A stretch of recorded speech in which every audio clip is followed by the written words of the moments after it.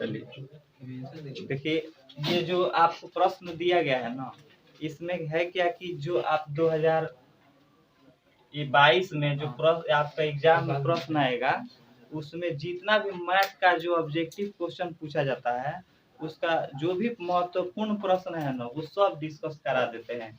ठीक है, 3-4 क्लास लगेगा, वो जितने भी महत्वपूर्ण प्रश्न है जो आपको एग्जाम में एकदम आता ही है, हर साल आता है, उसको हम लोग देखेंगे। इसमें पहला प्रश्न आपको लिखा गया है, देखिए क्या है, 5 + 3√2। ठीक है, आपको इसमें ऑप्शन दिया गया है, आपको क्वेश्चन भी दिखाई दे रहा होगा पूरा का पूरा। ठीक है, परिमेय संख्या है कि अपरिमेय संख्या है कि पूर्णांक है कि इनमें से कोई नहीं है। ठीक है, परिमेय, अपरिमेय, पूर्णांक, इनमें से कोई नहीं। हम आपको बताए थे अपरिमेय संख्या के बारे में। अपरिमेय संख्या क्या होता है? अपरिमेय संख्या के बारे में हम आपको बताए थे कि जो भी संख्या रूट में हो, ध्यान दीजिए, जो भी संख्या रूट में हो लेकिन उसका जो वर्गमूल निकले वो पूरा पूरा नहीं निकले, वो आपका क्या होता है? अपरिमेय संख्या होता है। जिसमें आपको बताए थे √2, √3, √5, √7, ऐसे ही √8, ये सब क्या है? आपका अपरिमेय संख्या है। और अपरिमेय कहीं भी दिख जाएगा ना, चाहे वो प्लस में हो, माइनस में हो, गुणा में हो, ठीक है, तो आपका क्या हो जाएगा? अपरिमेय ही आंसर आएगा। यहाँ पर देखिए √2 क्या है? आपका अपरिमेय है ना, तो बस आपका ये आंसर हो जाएगा अपरिमेय, जिसमें आपको ऑप्शन किसमें दिया है?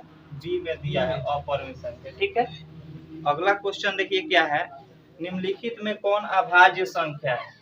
अगला क्वेश्चन है अभाज्य संख्या। ठीक है, ऑप्शन देखिए आपको दिया गया है 28, ठीक है, 69, ऑप्शन बी हो गया, ऑप्शन सी में है 71 और ऑप्शन डी में क्या है? 63। ठीक है, तो बताइए इसमें क्या है? अपरिमेय संख्या, सॉरी अपरिमेय संख्या बोल रहे हैं, अभाज्य संख्या क्या होगा? 71 होगा। क्यों होगा? क्योंकि अभाज्य संख्या में हम आपको बताए थे ना, अभाज्य संख्या में इसका ना 2 गुणनखंड होता है। कितने गुणनखंड होता है? 2 गुणनखंड। मतलब यह न तो 1 से कटता है, स्वयं से कटता है। तो देख लीजिए 28 1 और स्वयं के अलावा बहुत कुछ से कट जाएगा। ठीक है, 69 भी कट जाता है, 71 किसी के पहाड़ा में नहीं आता है, ना तो 1 से कटेगा ना तो स्वयं से कटेगा, बाकी किसी संख्या से नहीं कटेगा। तो आपका आंसर यही हो जाएगा 71। ठीक है, देखिए अगला प्रश्न है, इसमें देखना निम्नलिखित में किस परिमेय संख्या का दशमलव प्रसार शांत होगा। ठीक है, तो देखिए दशमलव प्रसार शांत हो, शांत, ठीक है, या अशांत। ठीक है, शांत या अशांत देखने के लिए हम आपको बताए हैं कि एक, जैसे मान लीजिए कि कोई संख्या है p/q, तो p का मान कुछ भी हो, उससे हमको कोई मतलब नहीं रखना है। ठीक है, q का जो मान होना चाहिए ना, इसका जब हम गुणनखंड करें तो इसका होना चाहिए 1 के पावर जो है ना, जैसे हम बोले ना यहाँ पर कि 2 के पावर m गुणे 5 के पावर n के रूप का होना चाहिए। जैसे देखिए 2 और ये 5 तो आपका आना चाहिए, देखिए 2 आए या 5 आए या दोनों आए तो आपका क्या हो जाएगा? शांत हो जाएगा। जैसे देख लीजिए, जैसे हम यहाँ पर कोई 17/20 अगर लिखे हैं तो 17 तो जेम का त्यों रहेगा, कोई दिक्कत नहीं है। 20 का गुणनखंड कीजिए, 2 से 2 दहिया 20, 2 से 2 5 क्या आया? 2 के पावर 2, 2 2 है ना, 2 गुणे 2 गुणे 5, तो 2 के पावर 2 और 5 के पावर, देखिए है ना ऐसा। तो यहाँ पर 2 और 5 आ गया है ना गुणनखंड में, तो आपका क्या होगा? ये शांत होगा। 2 और 5 आ गया तो शांत होगा। नोट में लिख लीजिए, देखिए नोट में और कुछ जान लीजिए, केवल अगर 2 होता है तभी क्या होगा? तभी शांत होगा। केवल 2 होगा तब भी क्या होगा? शांत होगा। केवल अगर 5 होता है ना तब भी शांत होता है। केवल 2 होगा तभी शांत, केवल 5 होगा तभी शांत, या 2 + 5 ये दोनों होगा ना, अगर मतलब 2 भी हो और 5 भी हो तभी क्या होगा? शांत होगा। लेकिन इसके अलावा अगर कोई भी संख्या आ जाता है तो क्या होता है? अशांत होता है। क्या होता है? अशांत। ध्यान रखिएगा। तो क्वेश्चन में हमारा दिया गया था, ऑप्शन सुनिए, यहाँ हमारा जो अगला जो प्रश्न था इसको समझ चुके हैं ना? यहाँ दिखाई दे रहा है, दिखाई दे रहा है जी। तो देखिए यहाँ पर जैसे मेरा ऑप्शन है ए में देखिए दिया है 2/15, बी में दिया है 11/160, सी में दिया है 17/60 और डी में दिया है 6/35। इसमें देखना हम लोग को क्या है कि शांत कौन है। इसमें क्या देखना है? शांत दशमलव प्रसार क्या होगा। तो देखिए 2/15 है तो हमको तो 2 को कुछ नहीं करना है, केवल 15 को क्या करना है करिए तो 3×5=15, ऐसा ही ना होगा। तो इसमें देखिए 5 के अलावा हमारा क्या है? 3 है। हम क्या बताए थे कि 2 5 हो या 5 हो या केवल 2 हो, ठीक है। 3 आपका आ गया तो ये आपका क्या हो जाएगा? अशांत होगा। ये क्या होगा आपका? अशांत होगा। फिर शांत देखते हैं, इसको बताइए तो ये क्या होगा? शांत होगा। 11/160 को अगर हम करेंगे यहाँ 160 को देखिए तो 2 से 80, 2 से 40, 2 से 20, 2 से 10, 2 से 5। तो इसमें केवल देखिए 2 और 5 ही आ रहा है और कुछ नहीं है। तो 2 कितने हैं? 1 2 3 4, 2 के पावर 5 और 5 कितने हैं? 1। तो देखिए 2 और 5 के रूप में आ गया ना, तो यही आपका क्या हो जाएगा? शांत हो जाएगा। ये आपका क्या हो जाएगा? शांत हो जाएगा। ठीक है, तो आपका ऑप्शन क्या हो गया? बी। ठीक है, इसके बाद देखिए अगला क्वेश्चन क्या है। हाँ देखिए अगला क्वेश्चन है 2 लगातार सम संख्याओं का महत्तम समापवर्तक बताना है। 2 लगातार सम संख्या, ठीक है। कोई भी अगर 2 लगातार सम संख्या लेते हैं ना, क्वेश्चन नंबर कितना है ये? 5, मतलब 5 है, ठीक है। कोई भी 2 लगातार सम संख्या लीजिए। जैसे मान लीजिए कि हम 2 ले लेते हैं और 4 ले लेते हैं, लगातार हुआ। या मान लेते हैं 4 ले लीजिए और 6 ले लीजिए, या 6 ले लीजिए और 8 ले लीजिए। 2 लगातार कोई भी अगर सम संख्या लेके और इसका HCF निकालना है। क्या निकालना है? HCF निकालना है। तो क्या होगा देखिए, आप इसको एग्जाम्पल के तौर पर ऐसा समझिए ना, 2 और 4 का अगर HCF करेंगे तो 2 से, जैसे 1 मिनट, यहाँ से 2 से 2 दूनी 4, तो ये तो 2 से कट गया ना, तो HCF आपका यहाँ पर क्या हो गया? 2 हो गया। ये वाला यहाँ पर देखिए 4 और 6 का अगर करें तो 4 से कटाइए 6 में, ठीक है।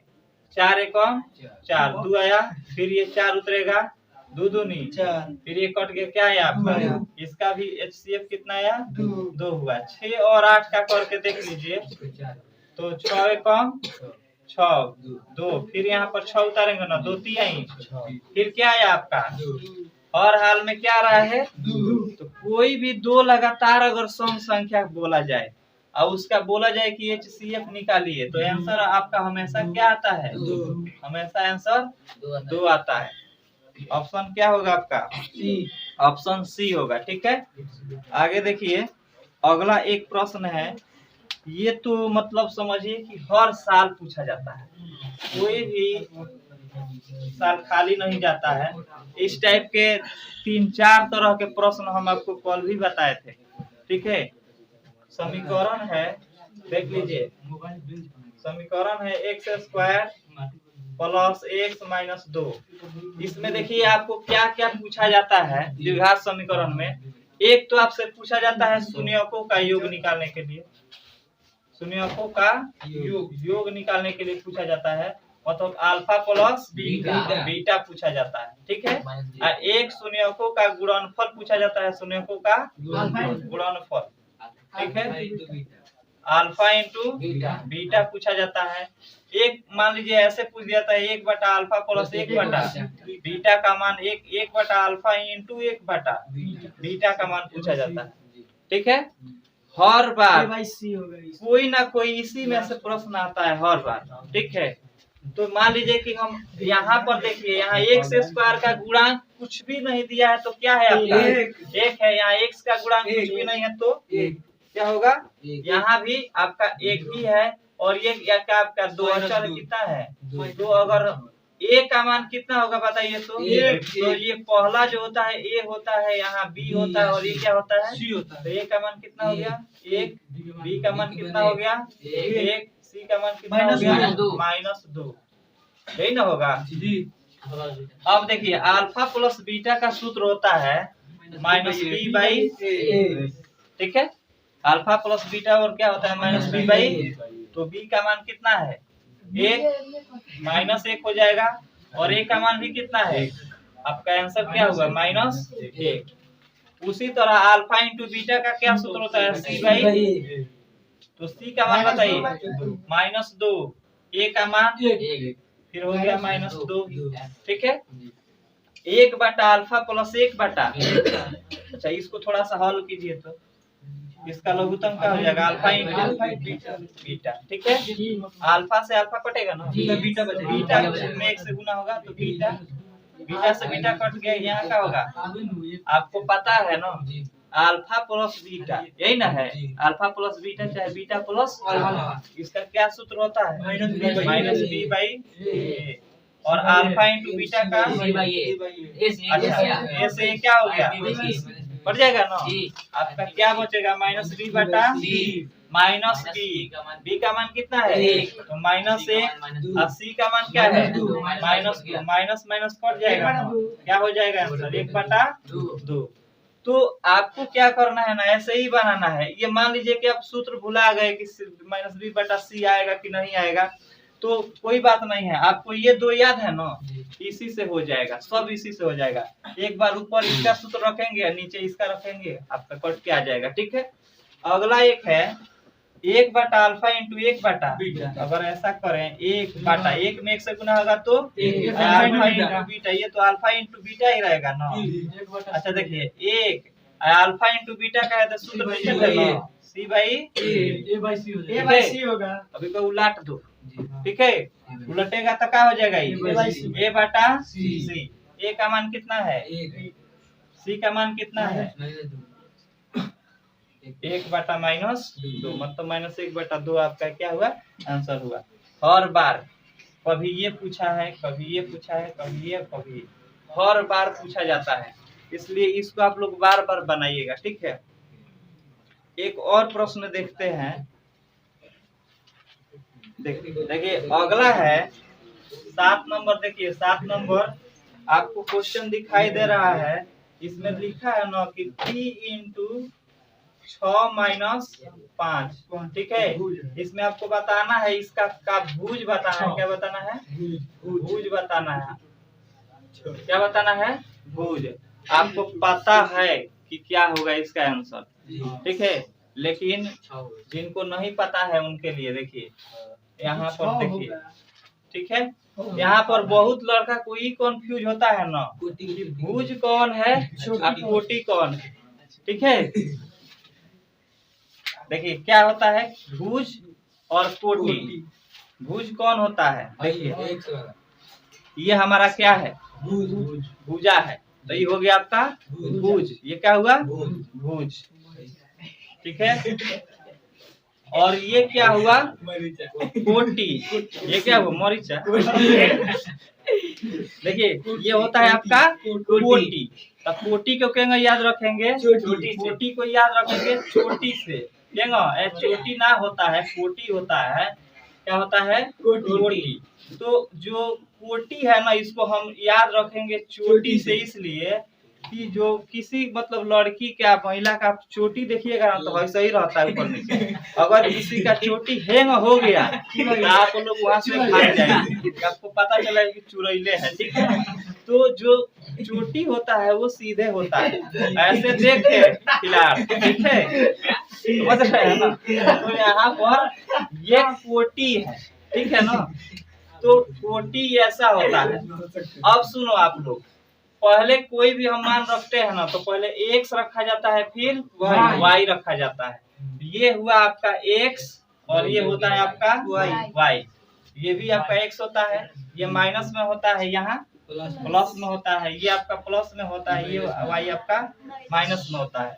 तो जहाँ कोटि कहेगा वहाँ y समझना है और जहाँ भुज कहेगा वहाँ x समझना है। एक्स आपको ध्यान में रखना है, सबसे पहले एक्स फिर ABCD भी पढ़ते हैं तो पहले एक्स आता है तबे वाई आता है, समझ रहे हैं ना। तो इतना तो आप लोग चालाक जरिए, पहले एक्स तब तो हई हुआ आपका एक्स, हई हुआ आपका वाई, बात बुझा रहा है। हई होता है भुज, हई होता है कोटि। आपसे क्या पूछा है, भुज पहले हैंग, ठीक है। तब भुज कितना होगा, भुज क्या होगा आपका 6। भुज मतलब एक्स का मान, भुज मतलब एक्स का मान। अब कभी भी आपसे भुज या कोटि पूछेगा ना।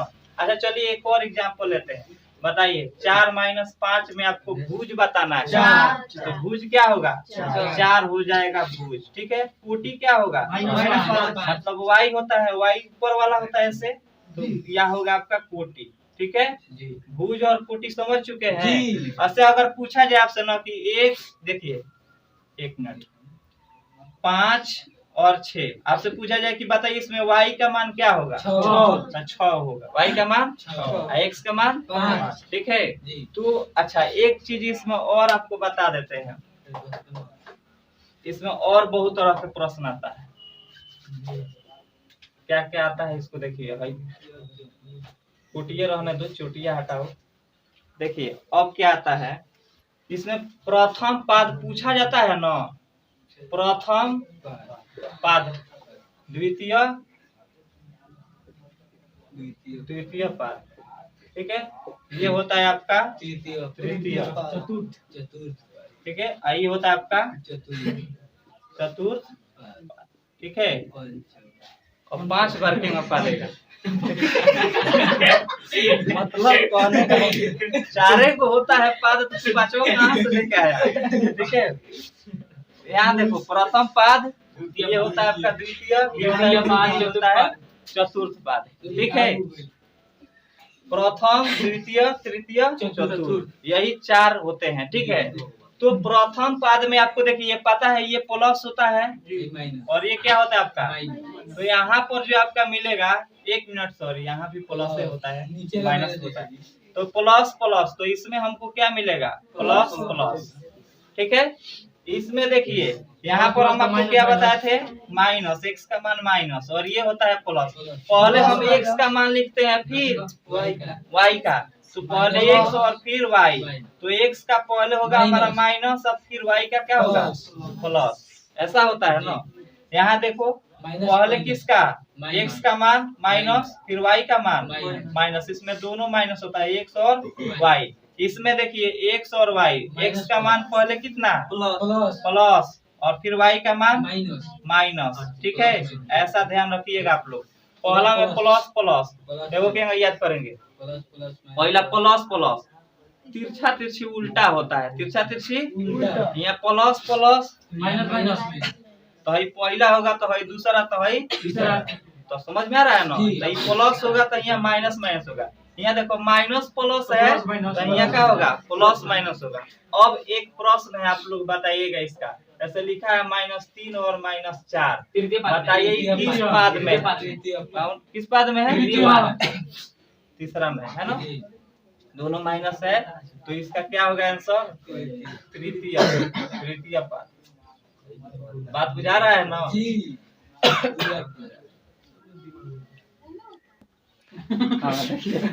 अब इसके बाद जो है, जैसे आपसे पूछा जाए कि 5 और 3 यह किस पाद में है, बताइए 5 और 3 प्लस है, प्रथम होगा, ये क्या होगा आपका प्रथम पाद। अच्छा अब बताइए आप, अगर कहीं लिखा हो -3 और 4, यह किस पाद में, पहले माइनस फिर प्लस, किसमें है द्वितीय में है, ठीक है। ये द्वितीय पाद होगा, इससे क्या होगा द्वितीय पाद, समझ रहे हैं ना। तो ऐसे आप सब बता सकते हैं ना। और एक बात जान जाओ, आप कोई भी प्रीवियस ईयर का पेपर उठा के देखिए, आपको जो है ना ये तो हमेशा एक आता ही है कि किस पाद में है, हर साल पूछा जाता है कि किस पाद में है। तो आपको ध्यान रखिएगा इस चीज को, समझ रहे हैं ना। आप लोग वहाँ जाइए यहाँ पर मत आइए, अभी मैथ पढ़ाई हो रहा है। तो हम समझ चुके हैं, एक और लास्ट है, आपको बताना है, ये अगला क्वेश्चन है, है 8 नंबर, देखिए क्या है 2 और 3 पूछा है, बताइए ना कि यह किस में स्थित है। 2 और 3 किस में स्थित है? दोनों प्लस पहला जा रहा है ना, ये किसका होगा? प्रथम पर, ठीक है। कितना चालाक हो गया तनिए देर में। तो इसको ध्यान में रखिएगा, हर साल एग्जाम में आता है, ठीक है। और चलिए कल बाकी हम लोग पढ़ेंगे। तो देखिए जो लोग भी है हमारे चैनल को अगर सब्सक्राइब नहीं किए है ना तो उसको कर लीजिएगा। आपको पता ही है प्रवीण सर स्टडी पॉइंट, ये ठीक है, इसको कर लेना, पैसा नहीं लगता है, पैसा मिलता है। तो देखिए सब्सक्राइब करने के लिए आपको पैसा लगता है, ठीक है, हमको ना पैसा मिलेगा, आप कीजिएगा तब ना। चलो तो कद्दू को समोसा खिलाते हैं, खो देना बाकी, ठीक है। चलिए रहने देते हैं। लाइक सब्सक्राइब सब लाइक